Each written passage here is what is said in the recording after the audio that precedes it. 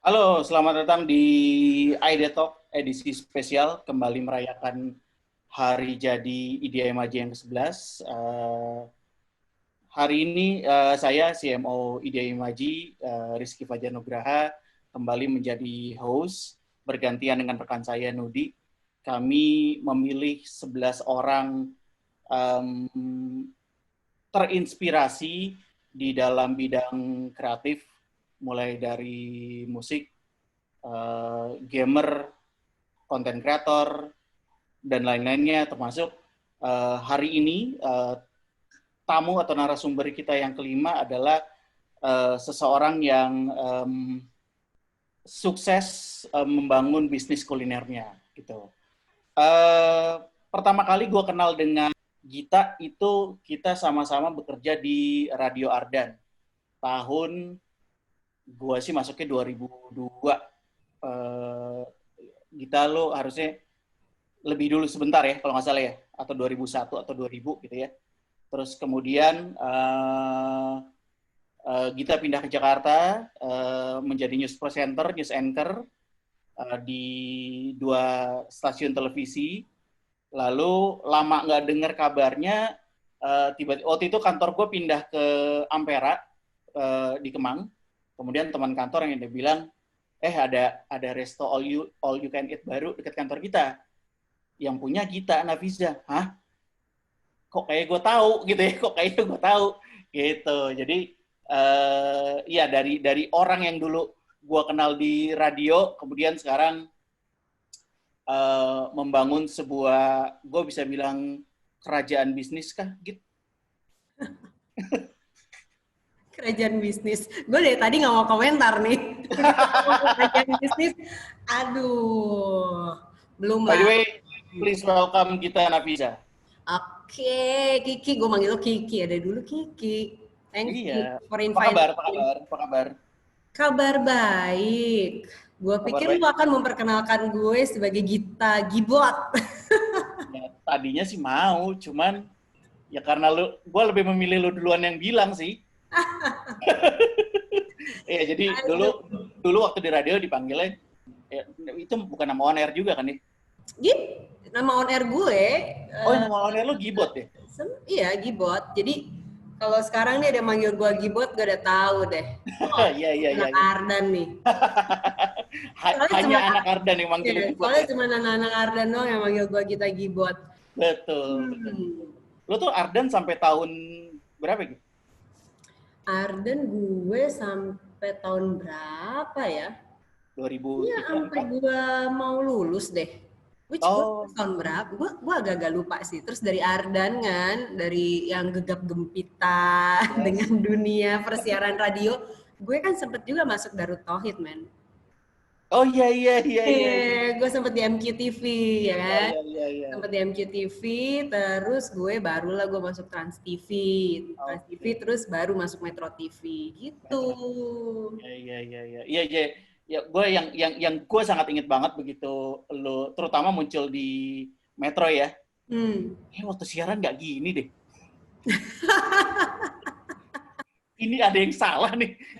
Kayak dulu siaran nggak gini nih gitu. Kan ini dong, apa namanya, beda dong. Upgrade ya. Beda dong. Tergantung ini kan, tergantung. Kalau di radio ya emang kita harus jadi pribadi yang super fun gitu kan. Walaupun sebenarnya gue ini orangnya tipe introvert, Ki. Gue orangnya tipe introvert, tapi berada di siaran radio itu kan kita harus, ya you know lah seperti apa. Harus gitu ya. Harus itu, terus juga kayak you have to be somebody that you are not, gitu kan. Seperti itu lah. Jadi ya but it was fun. Satu-satunya pekerjaan yang gue kangenin banget sampai detik ini itu adalah siaran radio. Gitu. Oke, by the way, lo lihat dari Instagram lo aktif banget olahraga, jogging, Muay Thai gitu ya. Apa yang lo nikmatin terutama dari si rutinitas olahraga dan si Muay Thai itu? Jadi kalau Muay Thai gue suka. Muay Thai itu gue suka banget. Ada ada semacam pelampiasan emosi kalau Muay Thai kan. Nggak, maksudnya, semacam download game I Hate My Boss ya. My boss ya, itu dia. Jadi kayak kalau di Jakarta apalagi lah ya, di Jakarta kerja di Jakarta itu kan sangat hektik ya kan, full of pressure dan yang lain-lain. Terus juga doing business di Jakarta juga kan menuntut kita 24 jam untuk ya dengan segala ritmenya yang luar biasa ini. Sometimes kita tuh butuh namanya untuk menyeimbangkan lah emosi sama being sane, Jadi ya udah pelampiasannya di Muay Thai. Terus juga emang dari dulu tuh sebetulnya ada bakat tomboy sih, bakat tomboy. Jadi puas banget kalau misalkan latihan sama dulu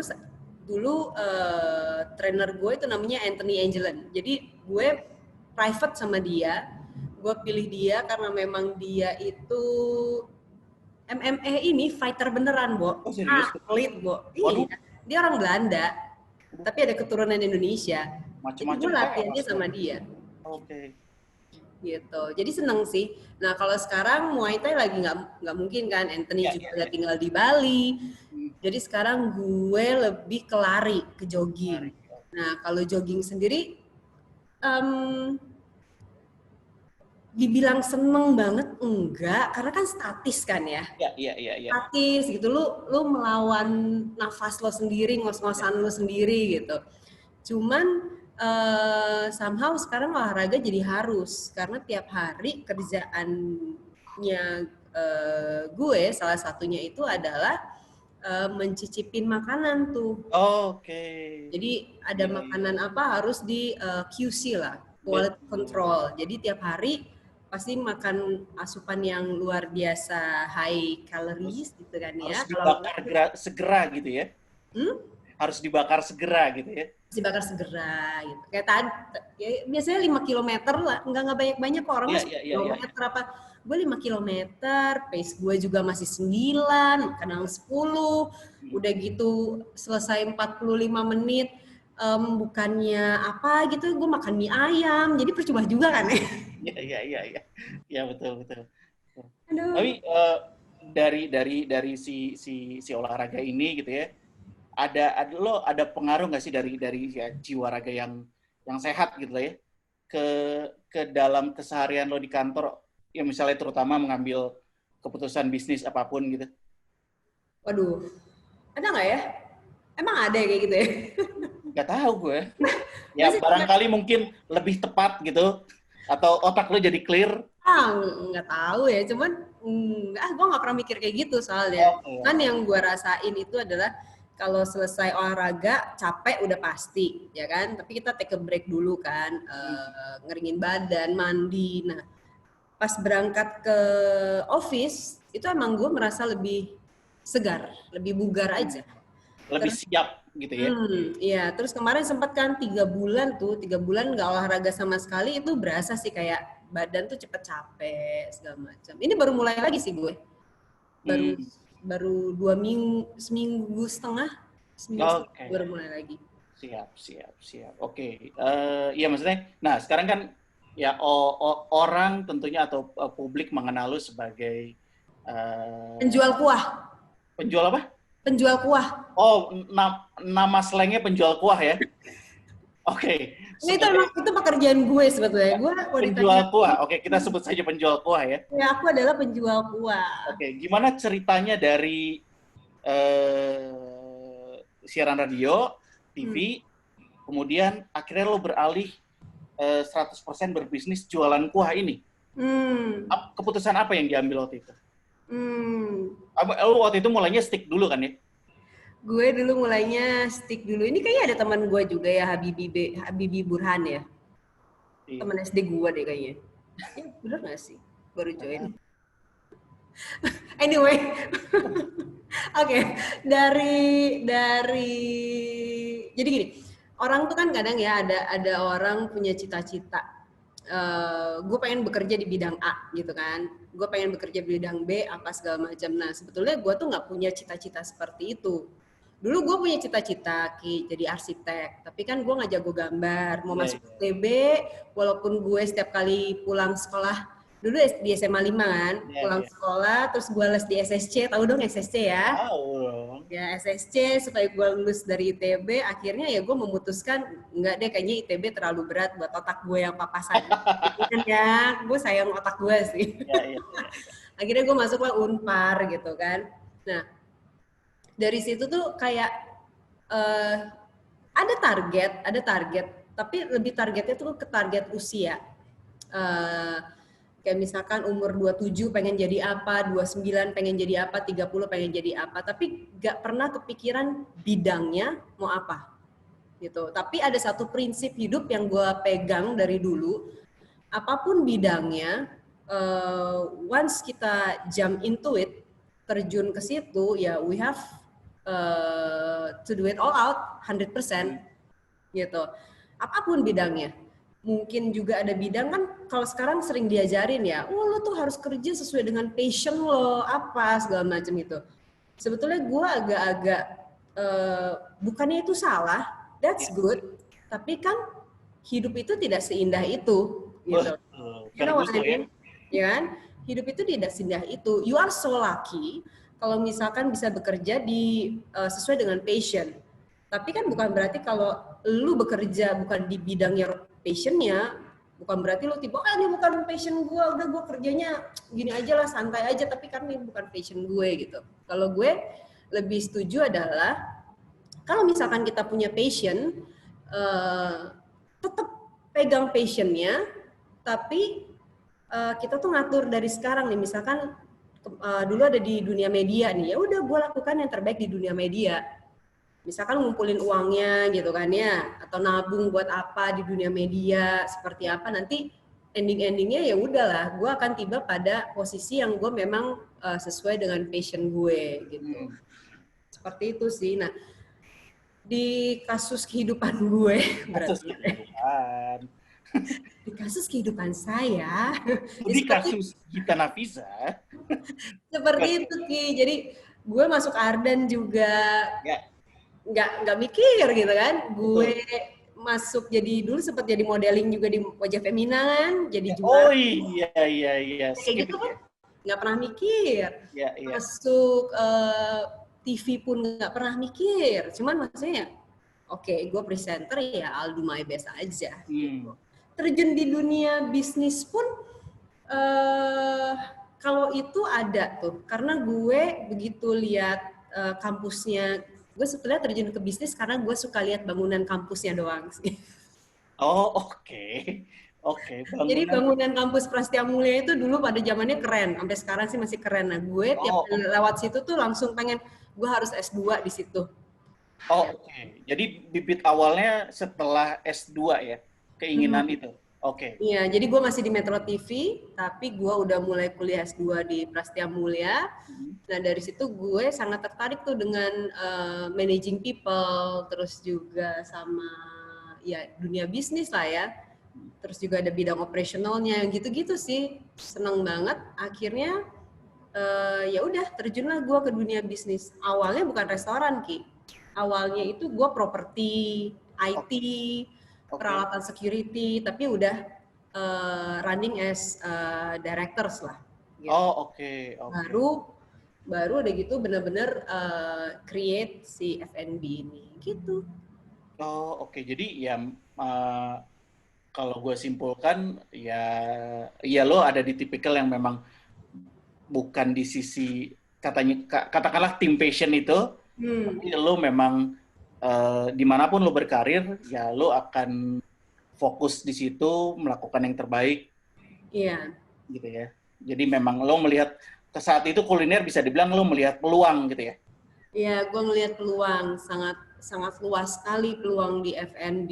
Nah, gue sendiri kan nggak ada background F&B. Iya. Gue baca-baca nggak bisa masak gitu ya.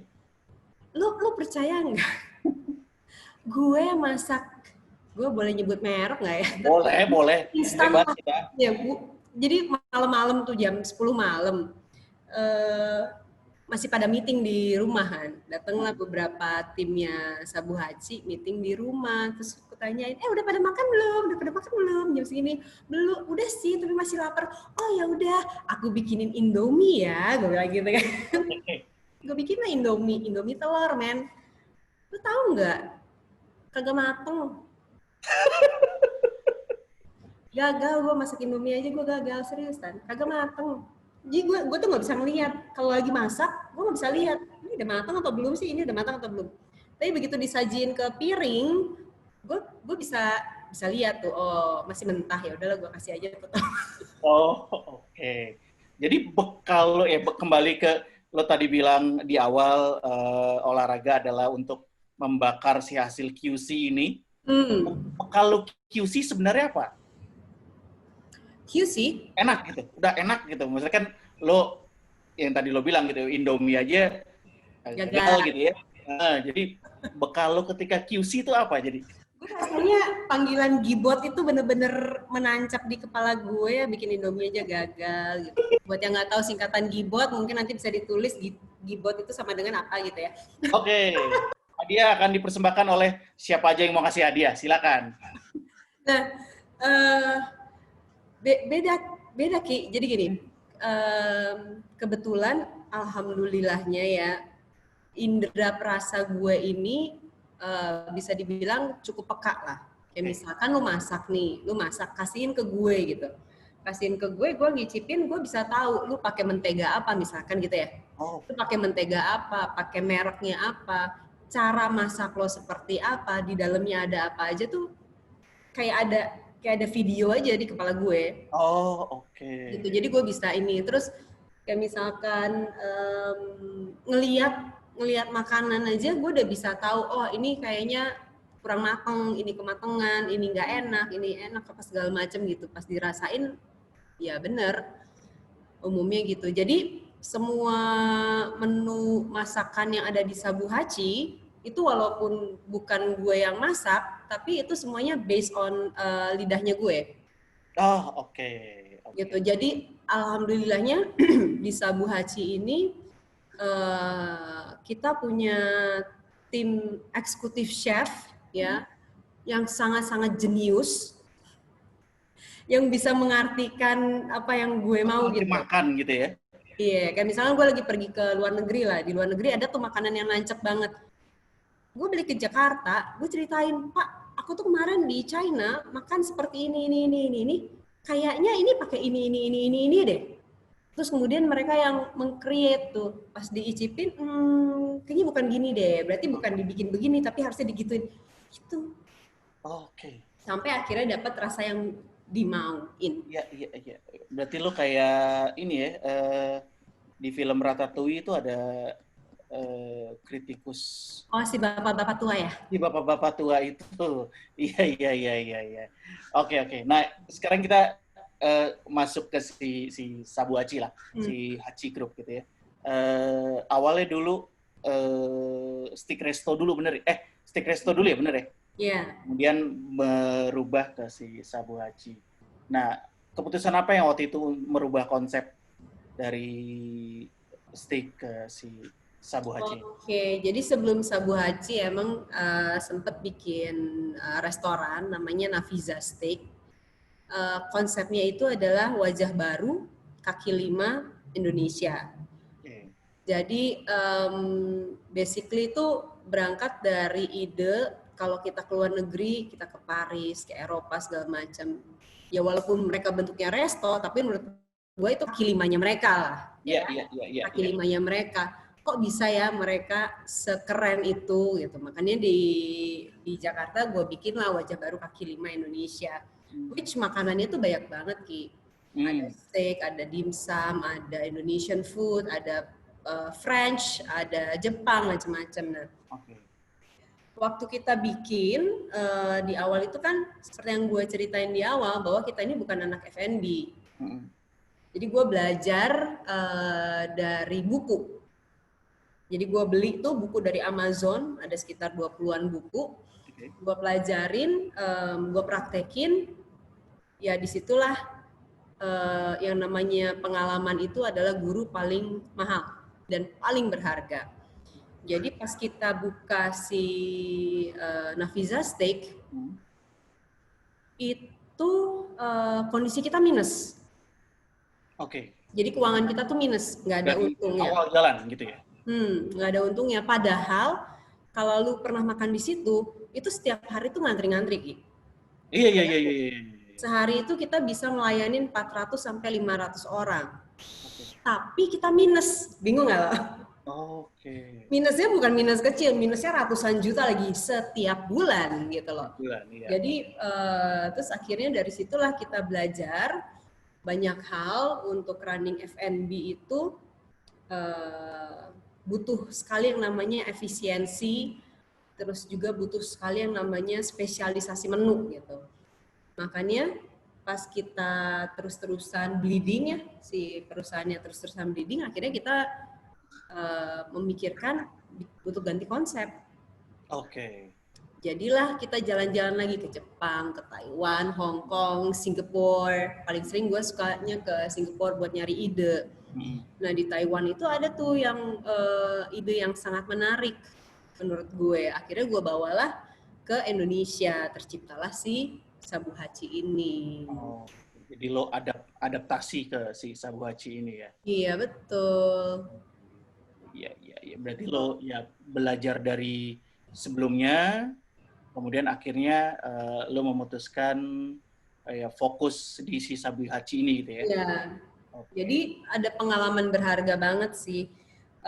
Kalau kita ini kan punya manusia ini punya kecenderungan bagi orang yang melihat dari luar itu merasa mereka pemain yang lebih unggul. Betul nggak sih? Kayak misalnya lo nonton bola, yang menonton tuh kayaknya lebih tahu daripada pemainnya. Ininya seperti itu. Nah itu kesalahan yang paling fatal sih di awal-awal mendirikan bisnis F&B. Jadi waktu itu kita berpikiran, oh ya udahlah, kita bisnis apa ya?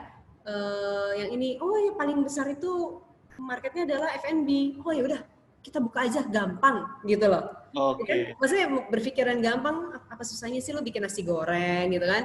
Terus apa susahnya sih lu nyediain es teh gitu-gitu. Ternyata ya Allah, profesor gue nih baru tahu nih minggu kemarin dari temen gue ngasih tahu gue. Jadi di Prestia Mulia itu ada profesor pernah ngasih tahu ke kelas bahwa salah satu bisnis yang paling susah itu adalah bisnis restoran. Dan itu tuh kata-kata itu nggak nancep di kepala gue, entah gue nggak masuk, entah apa. Gitu. Dan ternyata nyatanya emang menurut gue ya salah satu bisnis yang paling susah itu adalah restoran. Karena lu mesti mikirin dari mulai suppliernya sampai ke penerimaan di warehouse-nya, terus operationalnya, cookingnya, productionnya, dan yang lain-lain sampai ujungnya itu lo mesti mikirin juga waste, sisa makanannya seperti apa. Belum lagi kalau misalkan dalam bisnis itu kan biasanya orang menjual service atau menjual produk. Nah kalau si restoran, ini antara service dan produk disatuin. Dan di dalamnya adalah banyak sekali manusianya kan. Betul. Nah itu yang sangat complicated. Iya. Dan ya artinya dalam waktu yang singkat ya 1 tahun tadi lo berhasil belajar dari sebuah kesalahan, kemudian lo switch dan membuka si Sabu Hachi ini gitu ya. Yes. Hari ini udah berapa cabang sampai hari ini? 11 cabang. Bandung ada 1 kan ya? Bandung ada 2. Bandung ada 2. Di Sutami, Hachi Grill itu juga punya kita. Oh ya, Hachi Grill. Sama Sabu Hachi. Satunya di Jalan Cilaki, satunya ada di Jalan Sutami, depannya Museum Barli itu. Oh, oke. Di atas ya. Yoin. Nah, gue tadi membuka-buka Google review di Sabu Hachi. Ini kebetulan salah satunya di Bogor. Rata-rata poinnya itu 4,7 dari 5. Artinya goods lah, gini ya. Di sini ada good ambience, well-behaved staff, very delicious, bla bla bla. Kemudian comfortable for family, cozy place, very nice, cozy place, atmosphere, ya makanan dan lain-lain gitu. Ya rata-rata semua memberikan acung jempol lah gitu ya, acung jempol terhadap si Sabu Haji.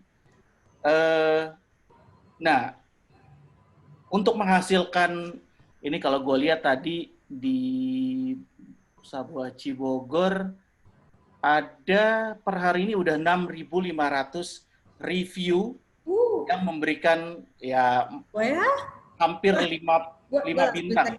Gue langsung ngecek. Wow. Hampir 5 bintang. Ada sekitar 6.500. Luar biasa. Nah, ketika lo memulai si Sabu Haji ini, strategi atau fokus utamanya saat itu apa? Customer, pelanggan. Customer. Yes, customer, happiness. Dua hal itu aja. Oke. Fokusnya ke situ. Customer and their happiness. Their happiness including juga our happiness. Oke. Sesimpel itu kedengarannya, ya kan? Ya. Tapi prakteknya sesulit itu. Prakteknya sesulit itu, iya. Bisa lo ya dalam agak singkat sesulitnya atau tantangan terbesar untuk contohnya gini ya. Lah. Contohnya nih, sekarang kan lagi zamannya pandemi COVID lah ya. Iya. Nah, sesulit itu gini, yang dicari sama pelanggan sekarang itu bukan makanan enak, bukan minuman enak, bukan tempat yang mewah, bukan yang apa. Tapi yang mereka cari itu adalah rasa aman, ya kan? Lo kalau mau makan di restoran, lo pasti nanya, ini aman nggak sih, ya kan? Bahkan lo mau Gojek online atau GrabFood atau apa, itu pun pasti mempertanyakan mang babang Gojek ini aman atau enggak gitu. Intinya rasa aman itu yang paling penting kan. Nah, buat perusahaan kita pun demikian. Keamanan karyawan, keamanan customer itu adalah nomor 1. Jadi bisa dibilang nomor 1 tuh sekarang adalah keamanan. Masakan boleh enak, tapi kalau nggak ada rasa aman udah lewat seperti itu. Nah, dalam menciptakan rasa aman itu, kita ini harus investasinya luar biasa loh, Ki. Oke. Kita investasi bukan lagi ngomongin puluhan juta, ratusan juta, tapi kita investasi untuk memastikan bahwa protokol COVID-19 di Sabu Haji dijalankan dengan baik. Kita investasi lagi miliaran. Iya. Gitu. Itu dari sisi equipment. Pun juga dari sisi karyawan. Karyawannya itu sangat-sangat ketat banget, harus mengikuti protokol COVID-19 yang diciptain. Contohnya, kayak misalkan pas baru mau buka lagi nih, reopening, mereka harus menjalani yang namanya 14 hari masa karantina. Oke. Dan terus itu di absen berapa kali, terus mereka suruh ukur suhu tubuh, suruh ngeliatin, seperti itu. Terus yang kedua, kayak misalkan mereka mau ke kantor, itu nggak boleh pakai seragam. Seragam itu dipakai cuman pas lagi di outlet. Istirahat pun mereka nggak boleh pakai seragam. Mereka dikasih masker, ada 4 warna masker yang gue create. Jadi tiap Senin Selasa itu beda-beda, pagi dan sore pun beda-beda. Jadi per 4 jam atau 5 jam mereka wajib ganti. Terus belum lagi face shield, belum lagi peraturan kalau istirahat nggak boleh bergerombol dan yang lain-lain. Terus di gue itu kalau misalkan ketahuan bandel gitu ya, bandel nggak pakai masker, itu kita kasih SP1. Kalau misalkan dia membandel lagi, itu kita anggap dia dikeluarkan. Oke. Seketat itu. Tapi tujuannya kan buat kita yang pimpinan di atas nih, tujuannya tuh cuma satu. Itu adalah bukti bahwa gue itu sangat cinta dengan sangat sayang sama karyawan gue, bener nggak? Iya, betul. Karena ngomongin COVID-19 itu kan ngomongin nyawa. Betul. betul. Satu orang kena, amit-amit ya, satu orang kena kan berarti yang lainnya bisa juga kena, dan belum tentu ada yang survive dan ada yang nggak survive kan. Jadi maksudnya secinta itu gue, makanya gue sekeras itu, sama lah kayak orang tua kita kan ya, karena mereka saking cintanya kita didisiplinin. Nah, susahnya adalah masih ada aja karyawan yang nggak terima gitu. Oke. Iya, which Iya. ya mereka tuh merasa ribet gitu ya. Ribet banget sih. Nah, kenapa gue istirahat mesti ini? Kenapa gue ngerokok sekarang nggak boleh ngobrol-ngobrol sambil apa segala macem gitu. Nah, untuk membuat mereka paham this is the way we love you and you love us back, itu sangat susah. Dan itu mesti berkali-kali dikasih tahu. Iya. Gitu. Agak ini sih, kalau mungkin buat mereka ribet banget. Kenapa sih? Masa nggak pakai masker aja di SP? Itu nggak pakai masker kapanpun dimanapun. Bukan cuma pas dia lagi kerja doang. Iya. Berarti kemarin waktu PSBB tutup berapa lama? Sempat tutup kan? PSBB yang pertama ya? Pertama. Yang pertama tuh kita tutup dari tanggal 22 Maret. Jadi kita restoran pertama, yang lainnya masih buka. 22 Maret, oke. Ya. Itu minggu-minggu awal ya? Jadi yang lainnya masih buka, Sabu Haji Grill tutup total. Sebulan? Berapa? 3 bulanan kali. Lebih? 3 bulan ya? Terus yang lain udah buka nih, 6 Juli mereka udah buka, Sabu Haji belum buka. Oke, karena lo memastikan hal-hal tadi juga gitu ya? Yes, karena gue mau memastikan bahwa protokol COVID di kita itu benar-benar sempurna. Terus yang kedua, yang namanya orang abis di PSBB, di karantina, nggak boleh kemana-mana kan.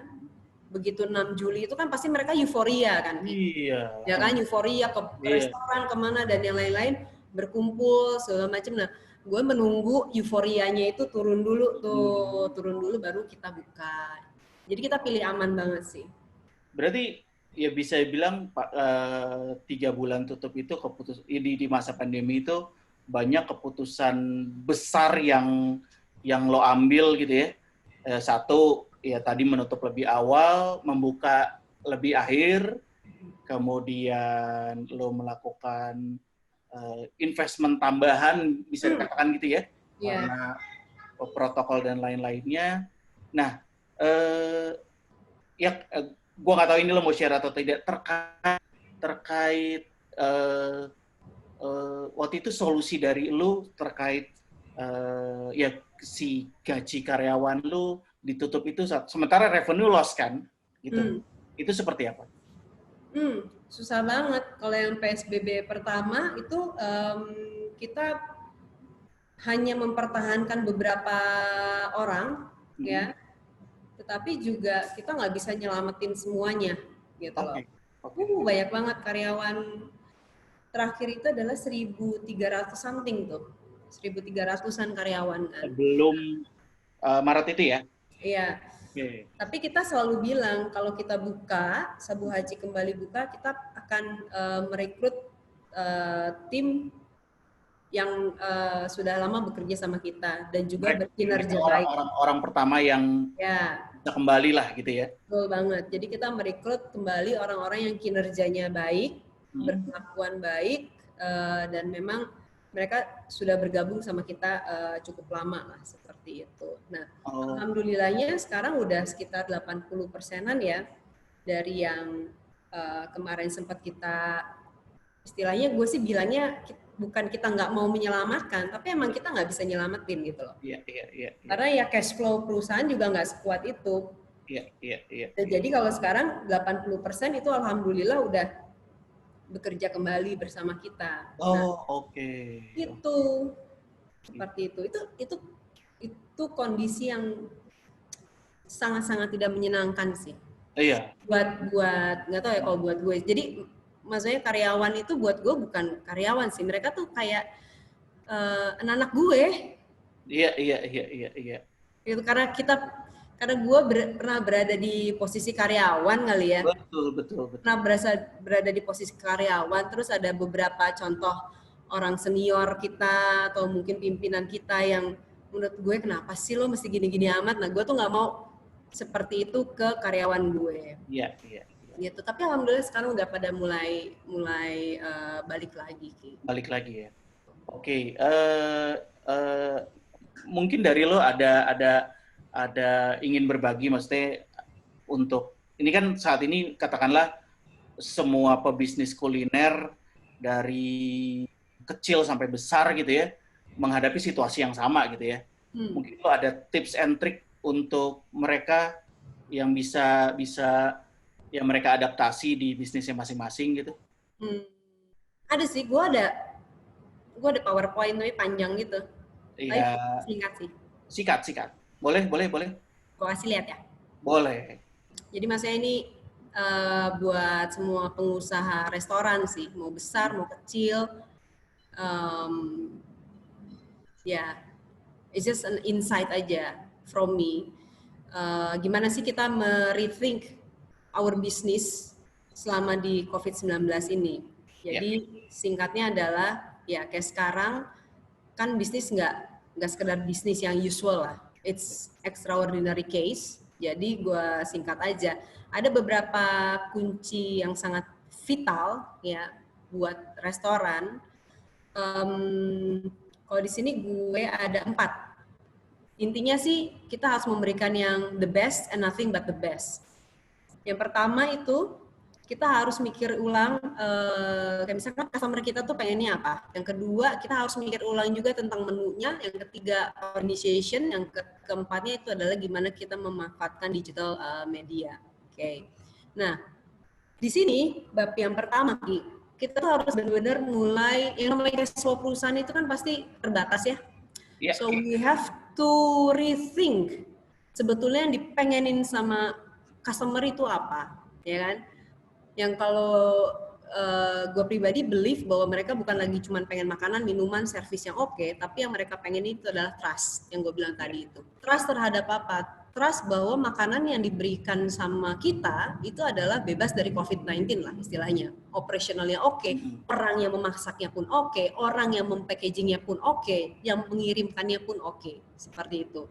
So kalau misalkan masih ada restoran yang masih bisa buka, atau coffee shop yang masih bisa buka, don't waste your opportunity. You are so lucky masih bisa jualan. Gitu.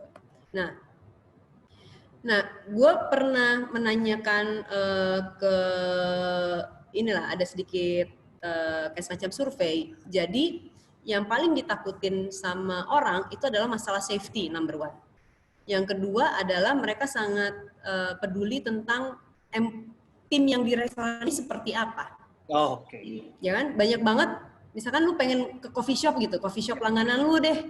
Tapi begitu masuk, baristanya nggak pakai masker. Betul. Atau nggak pakai face shield gitu. Lu pasti balik kanan bubar jalan dong. Betul. Ya kan? Terus yang ketiga, lagi-lagi ternyata makanan adanya di urutan ketiga. Jadi poin 1, 2, 3 inilah yang paling mereka concern. Oke? Nah terus setelah kita bisa meng-create trust itu, kita harus mikir ulang nih menu. Kadang restoran itu kan punya banyak 40 menu, 50 menu, betul ya?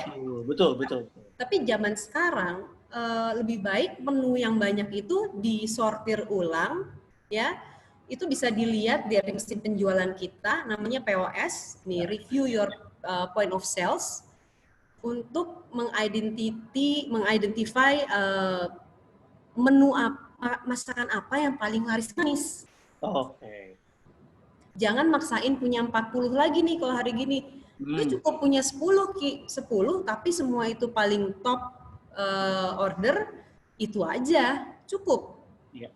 Karena artinya sekarang memperkecil operasional juga ya. Yes. Gitu. Terus juga lu bisa create kayak namanya nomor 3 tuh ada family meal deals ya kan. Sekarang orang makan rame-rame sama keluarga itu laris manis juga. Terus juga lu bisa kerja sama-sama GoFood atau GrabFood atau apapun itu buat delivery and take away, ya kan? Dan yang paling penting nih, banyak orang mikir karena kesusahan penjualan dan yang lain-lain, uangnya mepet gitu kan. mereka mulai berpikir nih, oh ya udah deh, yang tadinya kualitasnya pakai mentega import, gue turunin deh jadi mentega lokal gitu kan. Itu menurut gue salah banget sih. Yang 5 itu ya relate sama yang tadi lo bilang, ketimbang memaksa. Jangan memaksakan seluruh menu keluar, Yes. lalu kemudian ingredientsnya lo turunkan. Iya, betul. Lebih baik tetap di situ secara rasa, secara quality, tapi lo tengoklah ke POS lo lah gitu ya. Yes, exactly. Lihat POS-nya, POS itu bakalan kasih tahu menu best selling kita apa. Oh, oke. Gitu. Nah, terus ada lagi rethink organization, ya kan? Organisasi lo, karyawan lo itu harus bisa se lean mungkin, tapi mereka harus bisa multitasking. Gitu. Of course akan ada celutukan-celutukan, ya ampun sekarang gue kerjanya berat amat sih. Gitu. Iya. Tapi maksudnya kita harus bisa ngajak juga mereka untuk berpikir, kalau Anda keberatan, ya udah nggak apa-apa, it's okay. Tapi this is the condition yang memang perusahaan lagi butuhin. Bukan karena kita mau mempekerja rodikan kalian, tapi memang ini, kondisi ini tuh kita harus survive. Gitu. Ayo dong berjuang bareng sama kita, gitu. Ya. Terus bisa juga nih, kayak misalkan restoran-restoran besar biasanya punya departemen-departemen yang nice to have, ya kan? Ya kan? Contohnya misalkan ada departemen CRM, Customer Relations Management, dulu kan gitu ada ya, PR-nya atau apanya segala macam, tapi dia tidak menghasilkan uang. Which menurut gue itu nice to have. Ya mungkin yang seperti itu kita tiadakan dulu, orangnya kita alihkan ke sesuatu yang menghasilkan uang. Misalkan diterjunin ke sosial media, ngurusin sosial media. Karena sosial media itu bisa menjadi sumber penghasilan kita. Seperti itu. Nah, terus bisa juga kalau misalkan mau bikin application lah, terus juga digital marketingnya diperkuat, yang gitu-gitulah. Seperti ini. Gitu. Singkatnya sih seperti itu sih, Ki. Oke, ya. Singkatnya ya, menurut gue apa yang lo sampaikan tuh tadi sangat bisa diadaptasi sekali ya, sangat bisa diadaptasi sekali. Walaupun mungkin kalau gue melihatnya yang paling berat adalah di sisi investment ulang terkait si protokol itu tuh. Gitu. Tapi itu harus. Ya, sebelumnya gue juga mau membuka buat teman-teman yang hadir di sini untuk silakan yang ingin berbagi, ingin bertanya ke Gita. Ya. Gitu ya. Ini udah ada satu dari Riwul, ex SMA 5 juga. Ex SMA 5 juga.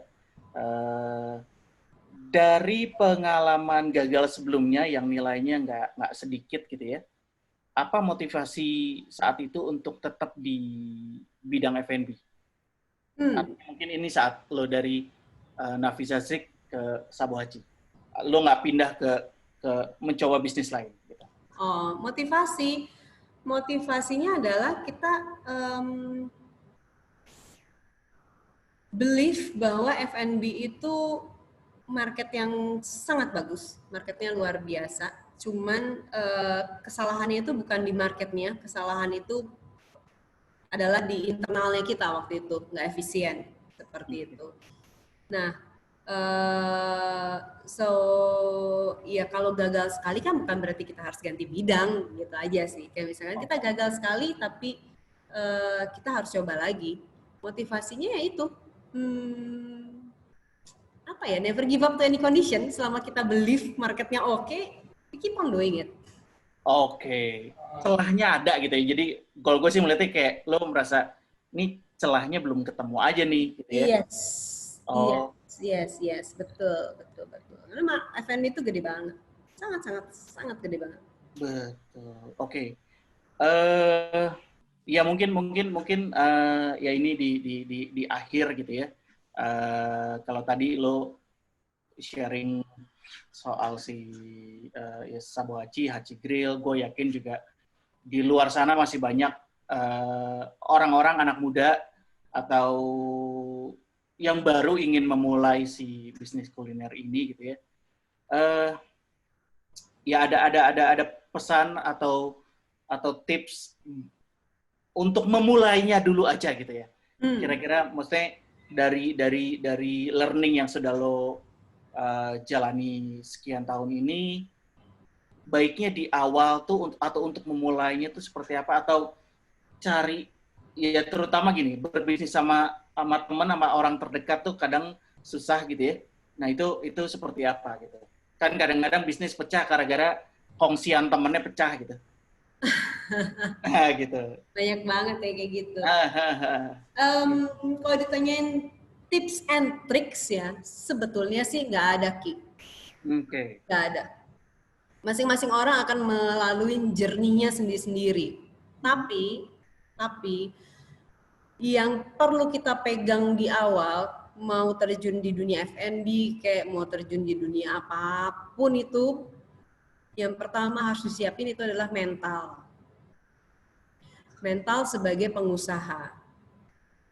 Which menjadi seorang pengusaha itu susahnya minta ampun. Ya. Terlepas mau misalkan, oh enggak juga Mbak Git, temen gue bokapnya tajir, dia dapat warisan dan yang lain-lain. Dimanapun uangnya mau besar, mau kecil, mau apa segala macam, itu pasti susah aja. Iya. Betul dong. Misalkan kalau dari kita mencari uang sendiri terus jadi besar ya susah, tapi kalau misalkan dapat duit jatuh dari langit, untuk mengkeep uang itu sebanyak itu pun itu akan susah. Jadi yang pertama adalah harus mempersiapkan mental sebagai pengusaha. Mental sebagai pengusaha itu apa? Tinggal buka Google, tinggal cari, nah itu semuanya tuh harus siap, ya kan? Ya, semua di sana. Nah, terus tadi lu mention juga tentang kongsian sama temen. Iya. Ya. Di Sabu Haji sendiri dikelilingin sama teman-teman. Oke. Nah, ini menarik. Pas nih berarti nih ya. Teman-teman. Jadi di pihak suami gue tuh banyak sekali teman-temannya dari teman SD dari kecil. Oke. Itu ada di holding, gitu kan. Dari sisi gue juga banyak sekali teman-teman gue dari S1, dari S2 itu pun mengelilingin gue gitu. Nah, dari awal yang dilakukan itu adalah gue selalu bilang, gue dalam berteman dan dalam bekerja itu dua pribadi yang berbeda tuh. Oke. Gitu. Suami gue pun begitu. Jadi dalam bekerja dan berteman itu dua hal yang berbeda. Jadi kayak bener-bener beda aja. Iya. Seperti itu, dan dari awal dijelasin juga nggak jangan baperan ya. Oke. Susah kan? Betul susah banget.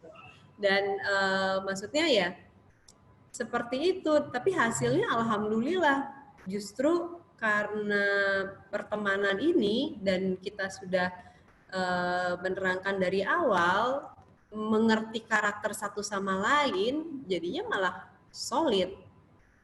Iya. Banyak yang nggak solid mungkin karena menganggap atau nggak di brief di awal kali, Ki. Lu misalnya jadi teman asik gitu kan ya. Iya. Tapi belum tentu lu asik dalam bekerja. Tapi maksudnya lu diomongin dulu ya gitu ya. Iya, intinya diomongin dulu. Gue orangnya ambisius nih gitu. Gue ambisius, gue pengen punya ini. Terus gue orangnya workaholic seperti itu. Jadi gue terangin tuh di awal. Oke. Lu siap gak dengan kondisi kerja yang pagi, siang, sore, malam, Senin sampai Minggu itu harus ready seperti itu. Kalau nggak siap ya jangan. Oke. Waktu itu pernah ada juga. Jadi sobat gue banget anaknya satu. Sobat gue banget. Jadi teman gue itu cuma ada 6 orang lah, gitu kan ya. 6 orang sobat gue banget. Terus dia kerja lah istilahnya ya, kerja. Terus melakukan kesalahan, ya gue sebagai atasan ya gue bersikap sebagai atasan. Ya kemudian dia nangis, tapi setelah masalahnya selesai, gue jelasin lagi, ya memang seperti ini gitu. Tapi gue minta maaf sih, maksudnya gue nggak bisa yang tiba-tiba lagi bekerja terus gue menjadi seorang teman gitu kan ya. Tapi kalau misalnya dilepas pekerjaan, gue jadi teman lagi seperti itu. Iya. Jadi memang ya butuh pemahaman dan ya kedewasaan untuk Yes. Contohnya menjalani. nih kayak gue sama suami gue nih, ya kan? Gue sama Oh suami kan. Wah, iya. bekerja sama suami itu gampang-gampang susah. Kadang yang namanya cewek ini suka baperan kan, suka pengen Iya. menang sendiri, apalagi Betul. gue pengen menang sendiri. Tapi gue udah langsung menempatkan kalau gue berada di office ya dia my boss. Oke. Gue panggil dia Pak Bos. Iya. Dan gue nurut sama dia. Mhm. Maksudnya ya seperti itu. Tapi kalau di rumah ya gue I am the queen gitu loh. Oke. Jadi bener-bener beda lah, kita harus beda. Apakah di rumah ada percakapan bisnis? Selalu 24 jam Lalu non-stop, lu percaya nggak? Nah, itu gimana memisahkannya Queen sama Pak Bosnya? Nah.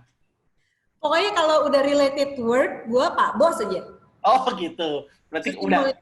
Nggak boleh baper. Gue juga nggak boleh baper. Gue minta orang nggak boleh baper, terus gue baper kan kayaknya nggak ini banget ya. Jadi gue nggak boleh baper juga sih.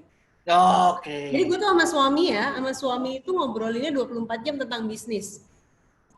Dan kita tuh nggak pernah berantem, kecuali berantem ngomongin bisnis. Percaya nggak lo? Iya, karena 24 jam juga lo ngomongin. Iya, 24 jam. Iya. Jadi yang conversation-nya tuh, conversation-nya misalkan suami gue punya ide yang brilian gitu kan ya. Terus gue yang tipikal skeptis kan. Jadi gue, ide lo kan kalau misalkan begini harusnya nggak begitu. Ini ada kelemahannya di sini gitu. Yang pembahasannya tuh gitu kurang lebih seperti itu. Oke. Ya. Seru. Thank you, Git. Sama-sama, Ki. Meluangkan waktu buat kami di DI Maji.